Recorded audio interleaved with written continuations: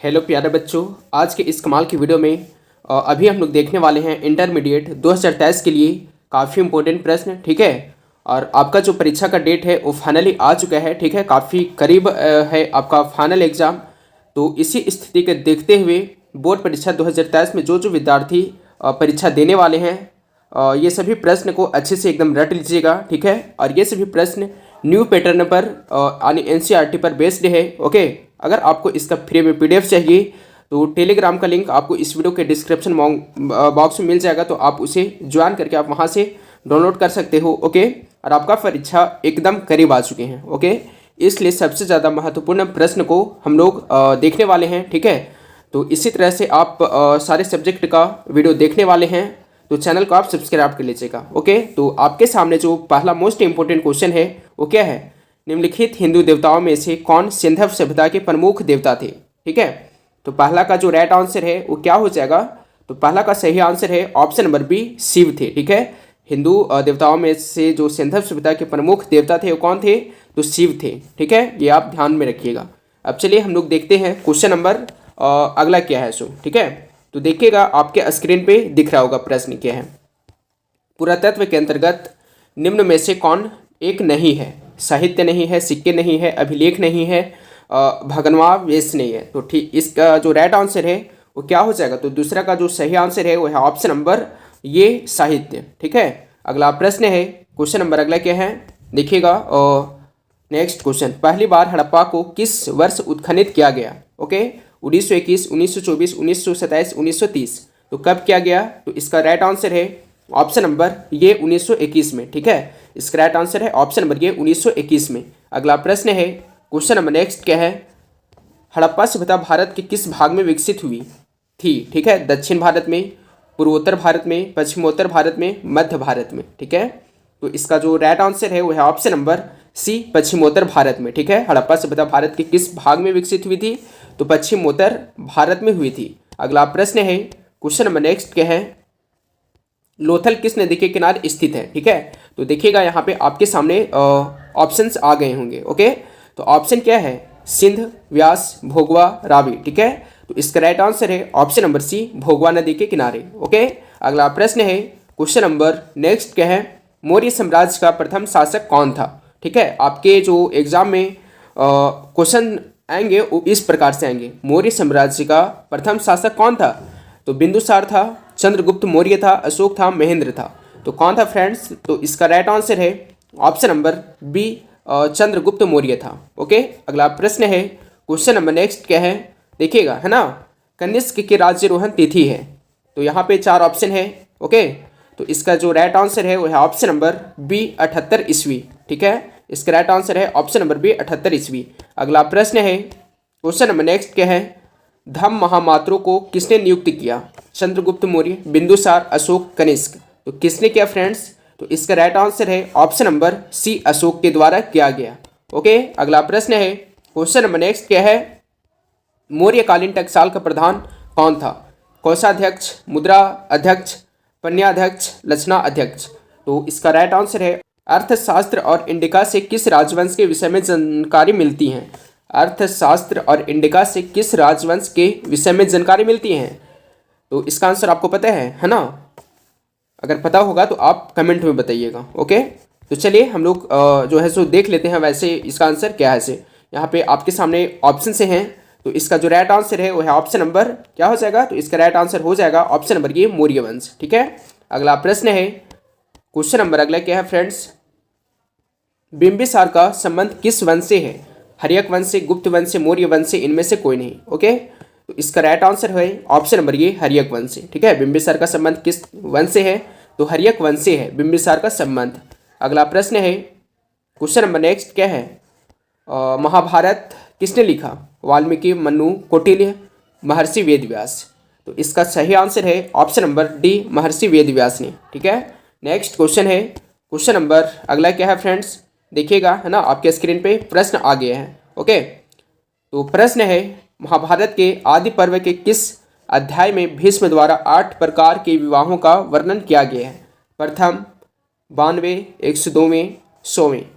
तो इसका सही आंसर है ऑप्शन नंबर सी, 102वें। ओके, अगला प्रश्न है क्वेश्चन नंबर नेक्स्ट क्या है, ठीक है, देखिएगा।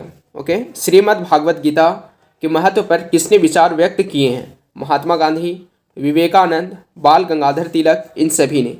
तो इसका राइट आंसर है ऑप्शन नंबर डी, इन सभी ने। ओके, अगला प्रश्न है क्वेश्चन नंबर नेक्स्ट क्या है, देखिएगा। दुर्योधन की माँ कौन थी? तो जो दुर्योधन की माँ थी फ्रेंड्स वो कौन थी? तो यहाँ पे इसका जो राइट आंसर है वो क्या हो जाएगा? तो देखिएगा यहाँ पे आपके स्क्रीन पे 4 ऑप्शन दिख रहे होंगे, है ना। तो इसका राइट आंसर है ऑप्शन नंबर ये, गांधारी थी। ओके, अगला प्रश्न है क्वेश्चन नंबर नेक्स्ट क्या है, स्तूप का संबंध किस धर्म से है? बौद्ध धर्म से, जैन धर्म से, ब्राह्मण धर्म से, ईसाई धर्म से। ओके, तो स्तूप का जो संबंध है वो किस धर्म से है? तो इसका राइट आंसर है ऑप्शन नंबर ये, बौद्ध धर्म से। ठीक है, नेक्स्ट क्वेश्चन है, क्वेश्चन नंबर अगला क्या है, महात्मा बुद्ध को ज्ञान की प्राप्ति कहाँ हुई? लुम्बिनी में, बोध गया में, सारनाथ में, कुशीनगर में। ठीक है, तो इसका राइट आंसर है ऑप्शन नंबर बी, बोध गया में। महात्मा बुद्ध को जो ज्ञान की प्राप्ति हुई थी वो कहाँ हुई थी? तो बोध गया में। ठीक है, नेक्स्ट क्वेश्चन है, क्वेश्चन नंबर अगला है, बुद्ध का सारनाथ में दिया गया प्रथम प्रवचन क्या कहलाता है? ठीक है, तो यहाँ पे देखिएगा 4 ऑप्शन आपके स्क्रीन पे हैं। तो इसका जो राइट आंसर है वो है ऑप्शन नंबर बी, धर्मचक्र प्रवर्तन। ओके, अगला प्रश्न है, वान भट्ट ने कादम्बरी ग्रंथ में किस संप्रदाय का उल्लेख किया है? तो यहाँ पे 4 ऑप्शन है ना। तो इसका जो राइट आंसर है वो है ऑप्शन नंबर डी, पाशुपत। नेक्स्ट क्वेश्चन है, क्वेश्चन नंबर अगला क्या है, बौद्ध परंपरा में अशोक ने कितने स्तूप बनवाए? बौद्ध परंपरा में अशोक ने कितने स्तूप बनवाए? तो कितने बनवाए? यहाँ पे ऑप्शन आपके स्क्रीन पे है ना, देखिएगा। तो इसका जो राइट आंसर है वो क्या हो जाएगा? तो इसका सही आंसर हो जाएगा ऑप्शन नंबर डी, 84,000। ठीक है, नेक्स्ट क्वेश्चन है, क्वेश्चन नंबर अगला क्या है, तृतीय बौद्ध संगीति का आयोजन कहाँ हुआ? राजगृह, पाटलिपुत्र, कुंडलवन, वैशाली। तो इसका राइट आंसर है ऑप्शन नंबर बी, पाटलिपुत्र में। ओके, अगला प्रश्न है, महात्मा बुद्ध का जन्म स्थान कहाँ है? नालंदा, पावापुरी, बोधगया, कपिलवस्तु। तो महात्मा बुद्ध का जो जन्म स्थान है फ्रेंड्स वो कहाँ है? तो इनका जो जन्म स्थान है वो है ऑप्शन नंबर डी, कपिलवस्तु में। ओके, अगला प्रश्न है, क्वेश्चन नंबर नेक्स्ट क्या है, दिल्ली से दौलताबाद किस शासक ने राजधानी परिवर्तित की?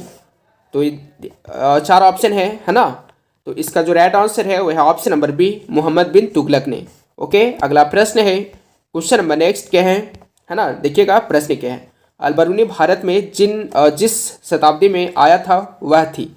अलबरूनी भारत में जिस शताब्दी में आया था वह कौन सी शताब्दी थी? तो देखिएगा यहाँ पे 4 ऑप्शन है। ओके, तो इसका राइट आंसर है ऑप्शन नंबर ये, 11वीं शताब्दी। ओके, अगला प्रश्न है, क्वेश्चन नंबर नेक्स्ट क्या है, तहकीक ए हिंद में किसका यात्रा वृत्तांत लिखा है? ओके, तो इसका राइट आंसर है ऑप्शन नंबर ये क्या हो जाएगा? तो अलबरूनी। ओके, ऑप्शन नंबर ये, अलबरूनी।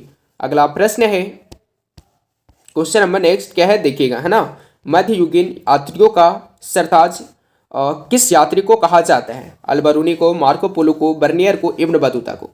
तो इसका राइट आंसर है option number B, Marco Polo को। ओके, अगला प्रश्न है, क्वेश्चन नंबर नेक्स्ट क्या है, हुमायूं के दरबार में कौन अफ्रीकी यात्री भारत आया? अब्दुल रज्जाक, अलबरूनी, बर्नियर, इनमें से कोई नहीं। ओके, तो इसका जो आंसर है वो आपको कमेंट बॉक्स में देने हैं, है ना। इसका जो भी राइट आंसर होंगे ये प्रश्न आप लोगों के लिए होमवर्क के तौर पे दिया जा रहा है।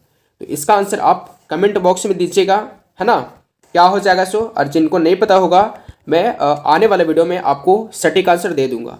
और नेक्स्ट क्लास से जो है सो आपका सब्जेक्टिव क्वेश्चन भी होगा। ओके, तो आप इस चैनल को सब्सक्राइब कर लीजिएगा और इसी तरह से आप लोगों का सारा सब्जेक्ट का जो है सो मोस्ट इंपॉर्टेंट जो क्वेश्चन है मैं एग्ज़ाम तक करवा दूंगा, है ना। तो चैनल को आप सब्सक्राइब करके रख लीजिएगा। ओके, ताकि मैं जब भी वीडियो डालूँ आप लोगों के पास वीडियो का नोटिफिकेशन पहुंच सके। तो चैनल पे नए हो तो चैनल, आपका फाइनल परीक्षा काफ़ी करीब आ चुका है और काफ़ी स्टूडेंट्स को ये प्रॉब्लम है कि उनका तैयारी अच्छे से नहीं हुआ है। ठीक है, इसी स्थिति को देखते हुए हमारे अनुभवी शिक्षकों के द्वारा एक ऐसा PDF तैयार किया गया है कि आप अभी से पढ़ करके आप 90+ ला सकते हो। इसका मैं 100% गारंटी देता हूँ। ठीक है, अगर आपको PDF चाहिए तो उसका कुछ चार्जेस है। ज़्यादा जानकारी के लिए आप SMS करें 7274800891 पर। चैनल को आप सब्सक्राइब कर दीजिएगा, इस वीडियो को आप लाइक कर दीजिएगा, ओके, और अपने दोस्तों के पास शेयर कर दीजिएगा, ठीक है, ताकि उनको भी इस वीडियो से फ़ायदा हो सके। तो मिलते हैं अगले वीडियो में, तब तक के लिए थैंक्स फॉर वाचिंग। और आपको मैं बता दूं फ्रेंड्स, एक नोटिस देना चाहता हूं, ठीक है, एक नोटिस है आप लोगों के लिए, ओके। तो नोटिस क्या है, देखिएगा नोटिस क्या है, सो है ना।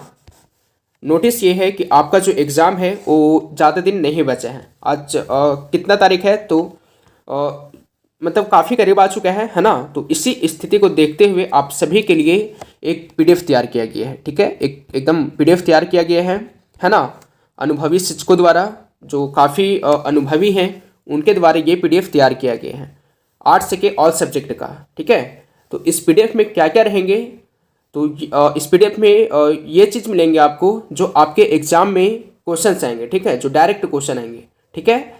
तो अगर ये पीडीएफ आपको चाहिए, है ना, पीडीएफ चाहिए, तो आप इस नंबर पे कांटेक्ट कर सकते हो, 7274800891, ठीक है, 7274800891। आप इस नंबर पे कांटेक्ट करोगे तो आपको जो है सो जो एग्ज़ाम वाला प्रश्न है वो आपको मिल जाएगा, है ना। और इसका कुछ चार्जेस है, तो चार्जेस क्या है, तो 199, ठीक है, इसका जो प्राइस है वो है 199, ओके। तो जिसको भी चाहिए आप ले सकते हो, और जिनको चाहिए वही मैसेज करेंगे, ठीक है, व्हाट्सएप पे, ओके। तो मैं जो है सो पीडीएफ आपको प्रोवाइड कर दूंगा, ठीक है, ऑल सब्जेक्ट का, आर्ट्स का।